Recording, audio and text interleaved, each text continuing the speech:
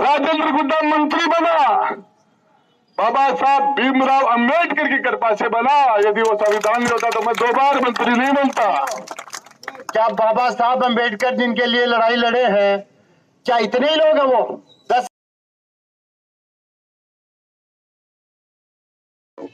आइए गुड्डा जी।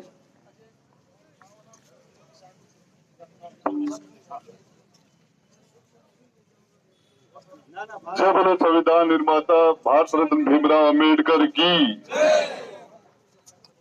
सभी हमारे झुंझुनू जिले के कलेक्ट्रेट के सामने सभी अंबेडकर वादियों को, आज के कार्यक्रम के आयोजकों को, शानदार आयोजन करने के लिए इस टीम को दिल से बहुत बहुत धन्यवाद देता हूं।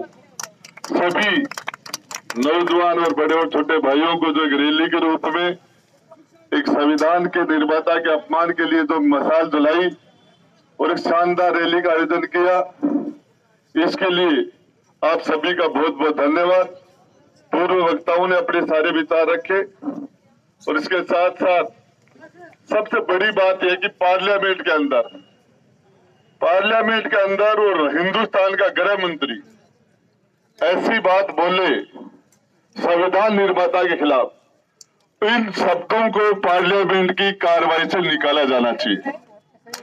जो शब्द कोई भी पार्लियामेंट हो चाहे विधानसभा हो, उसमें कोई भी ऐसा शब्द जो किसी के सम्मान के खिलाफ हो, उन शब्दों को उस दिन की कार्रवाई से निकाला जाना चाहिए।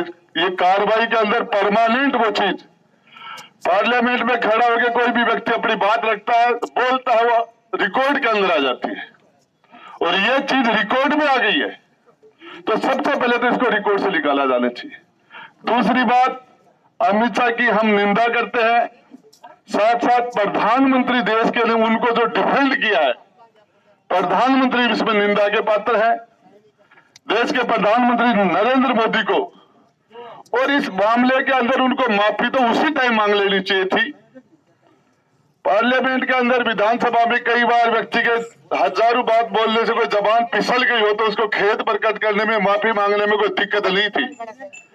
इसके साथ साथ मैं बताना चाह रहा हूं, हमारे संविधान निर्माता बाबा साहब ने सारा संविधान अपने हाथ से लिखा, सारा संविधान, और उसके अंदर किसी भी समाज के खिलाफ, किसी भी धर्म के खिलाफ, किसी भी व्यक्ति के खिलाफ एक डॉट कोमा भी उन्होंने अपनी नफरत, अपनी जो जहर जिंदगी भर उन्होंने पिया, मैं बताना चाह रहा हूं, उसकी कई डॉट कोमा भी उन्होंने कभी किसी के खिलाफ नफरत नहीं प्रकट की। मैं बताना चाह रहा हूं, हिंदुस्तान के संविधान निर्माता दुनिया के माने हुए अर्थशास्त्री थे। उनकी योग्यता के आधार पर उनको हिंदुस्तान का फाइनेंस मिनिस्टर बनाया जाना चाहिए था।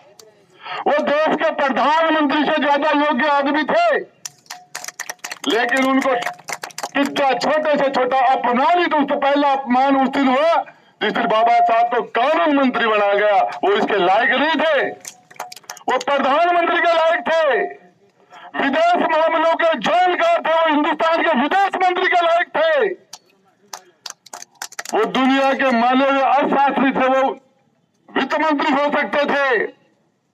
और क्या हालात किए जो उस व्यक्ति को उस टाइम में, उस व्यक्ति को, बाबा साहब को इस तरीके से जलील किया गया कि उसको मंत्रिमंडल से इस्तीफा देना पड़ा। अपमान एक दिन नहीं हुआ। 1947 में देश आजाद हुआ, जवाहरलाल नेहरू ने जीते थी, खुद को अपने आप को भारत रत्न दे दिया। बाबा साहब को भारत रत्न से उसी टाइम में सम्मानित करना चाहता था, वो जीते जी रहे थे, मौजूद थे।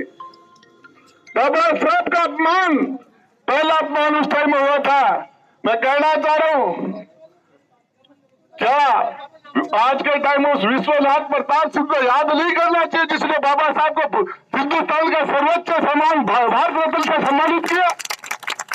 क्या इसके लिए कांग्रेस और बीजेपी को निंदा नहीं होनी चाहिए कि जिन्होंने उस व्यक्ति, महान शख्सियत को भारत रत्न से 40 वर्षों तक वंचित रखा गया? क्या बाबा साहब की जयंती पर छुट्टी नहीं करके लोगों ने अपमान नहीं किया? क्या बाबा साहब का चित्र पार्लियामेंट के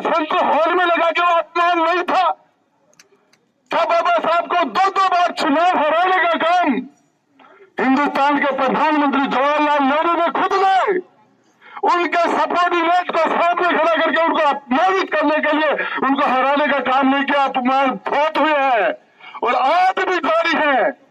मैं कहता हूं इसकी तगड़ी से कार्रवाई होनी चाहिए। ये राजनीतिक मुद्दा नहीं, संविधान निर्माता हिंदुस्तान में सबके हैं। और आज इस सभा के अंदर सर्व समाज की भीड़ होनी चाहिए थी।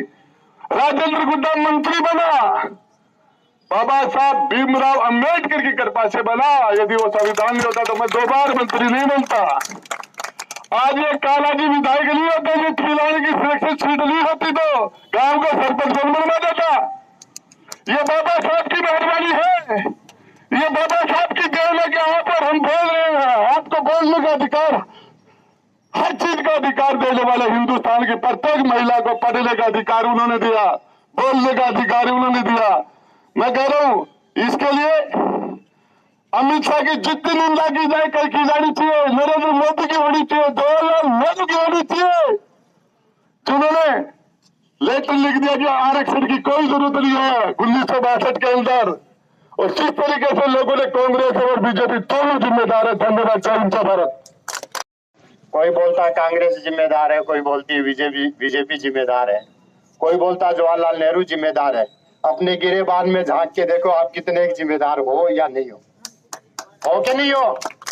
क्या बाबा साहब अम्बेडकर जिनके लिए लड़ाई लड़े हैं, क्या इतने ही लोग हैं? वो 10,000 से ऊपर तो वो लोग हैं जो बाबा साहब अम्बेडकर की वजह से मान सम्मान और स्वाभिमान के साथ झुंझुनू में अपना जीवन काट रहे हैं।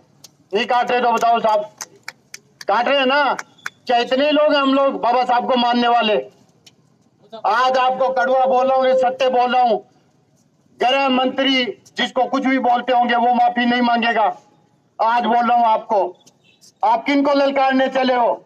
जिनका तानाशाही है, जिनका अधिकार है, हक है, वो चाहे तो दिन को रात बोलते, चाहे तो रात को दिन बोलते। आप बोलोगे उनके साथ? बोलोगे कि नहीं बोलोगे? नहीं बोलेंगे। क्यों नहीं बोलेंगे? क्योंकि ये आवाज है। आपको अगर उनको तोड़ना तो अभी वकील साहब ने बोल रहा है कि उनको जितना पीटा जाए, जहां सोशल मीडिया से पीटो वैसे पीटो, जहां मिले वहां पीटो, जहां मौका मिले वहां मारो, तब हम लोग कामयाब होंगे। 45,000 की लीड से आपने अभी मौका दिया कि नहीं दिया उस विचारधारा को? बताओ मेरे को। तो वो कैसे कमजोर होंगे? कमजोर होंगे मेरे दोस्तों जिनको लोकसभा में भेजा है, जिनको राज्यसभा में भेजा है, जिनको विधानसभा में भेजा है, उनका जाना बंद कर दो वहां पे। उस दिन मेरा चैलेंज है, मैं ऐसे बैठना नहीं पड़ेगा, कभी भी डरने की जरूरत नहीं पड़ेगी, क्योंकि राज हमारा होगा और वोट भी हमारा होगा। और राज होता है ना, उनकी सब सुनते हैं। नहीं सुनते तो बताओ मेरे को। ये राज ही तो है जो हमें बिठा दिया यहाँ पे। किसानों ने आंदोलन किया, क्या मिला उनको? काले कानून निरस्त कर दिया। वो जितना बड़ा उनका जंग का ऐलान था ना, उतना बड़ा उनको आंसर नहीं मिला। अगर हमें हक मांगना है तो मांगना नहीं, छीनना सीखो। वो फांसी के लायक है, उसको आप बोल रहे माफी मांगेगा? नहीं मांगेगा साहब, उसको फांसी के लिए तैयार करो आप लोग, सब होगा। ठीक है, मेरी बात कड़वी जरूर है, किसी को बुरा लगे तो बुरा लगे भाई। हम कट्टर अम्बेडकरवादी हैं, हक छीनना जानते हैं, मांगना नहीं जानते हम लोग। इनकलाब आवाज भाई कलेक्टर तक तो आना चाहिए, नहीं मीना साहब यहाँ पहुंचना चाहिए। इनकलाब जय जय जय जय जय भीम, जय जय जय जय जय भीम। धन्यवाद साहब।